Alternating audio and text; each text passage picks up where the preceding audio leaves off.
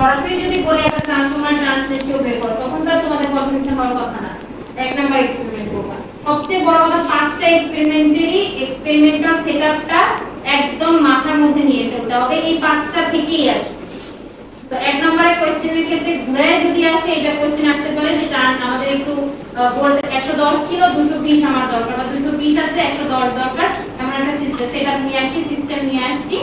দেন আমাদের এই অ্যাকচুয়ালি আমি 110 থেকে 220 করতে পারছি কিনা চেক করব, সেটা বোঝা যাচ্ছে টার্ন রেশিওতে কিন্তু আমরা দেখছিলাম যে 110 দিলে 210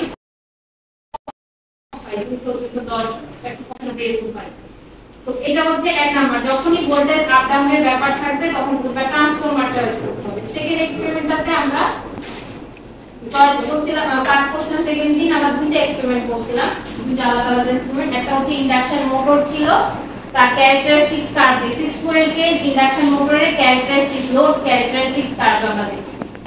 তো সেরকমই টর্ক স্পিড ক্যারেক্টারিস্টিক্স কার্ভ। তো এরকম যদি বলা হয় কোনো একটা ইন্ডাকশন মোটরের torque speed characteristics curve draw করার জন্য নেসেসারি সেটআপ দাও বের করে, এটা স্ট্রেট কাট আমাদের এক্সপেরিমেন্ট।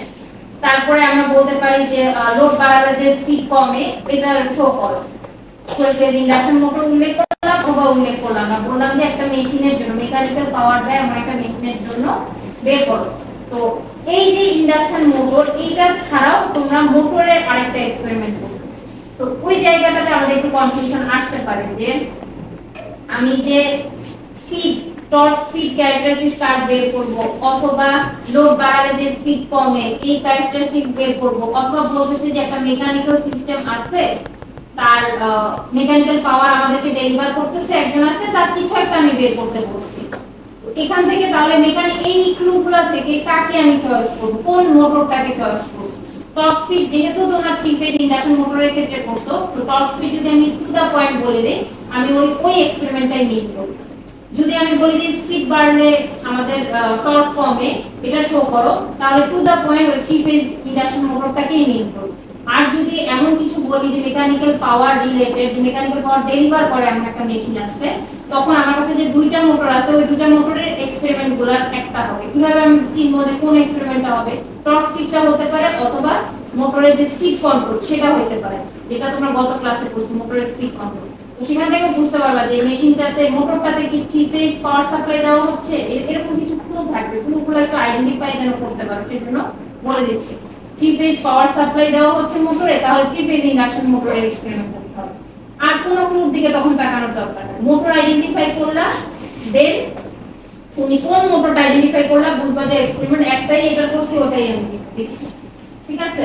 তারপরে যদি বলি ডিসি ইলেকট্রিসিটি নিয়ে মেকানিক্যাল পাওয়ার সাপ্লাই দেয়, তাহলে মোটর মেকানিক্যাল পাওয়ার সাপ্লাই দেয় মোটর, বাট ডিসি সাপ্লাই নেয়, তাহলে ডিসি মোটর, যেটা স্পিড কন্ট্রোলের এক্সপেরিমেন্টে ছিল। অথবা speed regulation, speed control, speed fix রাখা, স্পিড কনস্ট্যান্ট রাখা, এই জাতীয় ব্যাপারগুলো থাকে, তাহলে স্পিড কন্ট্রোলের যে এক্সপেরিমেন্টটা গত ক্লাসে করছি ডিসি মোটরের সেটা আমরা করতে হবে। বুঝা গেল? সেটারও কিন্তু তিনটা ক্লাস তিনটা ক্লাসিফিকেশন আছে, ওইটাও আবার চয়েস যে আমি ঠিক আছে ডিসি মোটর আমি বুঝতে পারছি, বুঝার পরে সেটা কোনটা দিব, ডিসি মোটরের যে স্পিড কন্ট্রোল কোন সেটা দিব। আমি যদি এমন বলি যে যে ডিসি পাওয়ার সাপ্লাই থেকে মোটরটা চলতেছে পাওয়ার সাপ্লাইটা কনস্ট্যান্ট, তাহলে ভোল্টেজ কন্ট্রোল মেথড করা যাবে, কারণ ভোল্টেজ কন্ট্রোল মেথডে কিন্তু ভোল্টেজ পাওয়ার সাপ্লাইটা আমরা ভ্যারি করি, তাহলে ফ্লাক্স কন্ট্রোল মেথডটা ইউজ করতে হবে। অথবা যদি বলি ফিক্স সার্কিটের কারেন্ট কনস্ট্যান্ট রাখতে হবে, তাহলে আমাদের ভোল্টেজ কন্ট্রোল মেথড ইউজ করতে হবে। এরকম ক্লু এক্সপেরিমেন্ট খুঁজে বের করে ক্লুটা আমাদের একটু অ্যাপ্লাই করতে হবে। বুঝা গেল? স্পিড কন্ট্রোল, স্পিড রেগুলেশন এগুলা বললে ডিসি যে মোটর, আর ডিসি ইলেকট্রিসিটি থেকে মেকানিক্যাল পাওয়ার দিচ্ছে বুঝলেন ডিসি মোটর, আর 3 ফেজ পাওয়ার সাপ্লাই থেকে মোটর চলতেছে তার মানে হচ্ছে এসি মোটর, মানে 3 phase square phase induction motor. Torque speed characteristic, speed বাড়লে টর্ক বাড়ে বা টর্ক কমে, এই জাতীয় কোনো কথা থাকলে বুঝতে হবে যে 3 ফেজ ইন্ডাকশন মোটর। বুঝা গেল?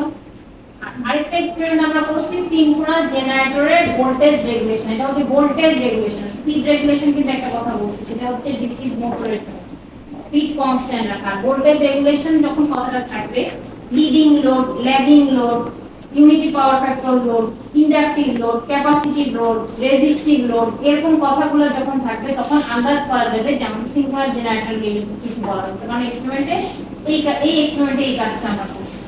ভোল্টেজ রেগুলেশন, বিভিন্ন ইন্ডাকটিভ, ক্যাপাসিটিভ, রেজিস্টিভ লোড অথবা leading, lagging, unity power factor load, এই কথাগুলো আজকে আমরা বলবো যে ওই এক্সপেরিমেন্টটা, তাহলে সেটাতে আমরা ওভাবে দিব।